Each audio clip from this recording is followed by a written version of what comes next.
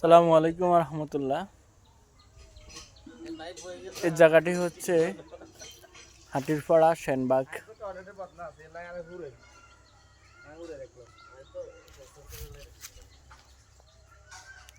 মানে একেবারেই নির্জন একটি জায়গা।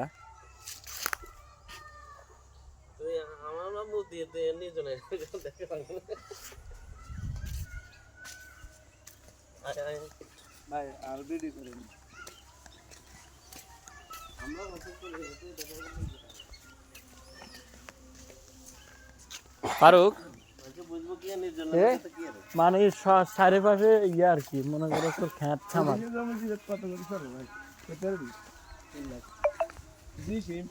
আরে না এত টিয়া হইতো না, 3 লাখ টাকা দিছি বুঝতে হয়নি বেটা।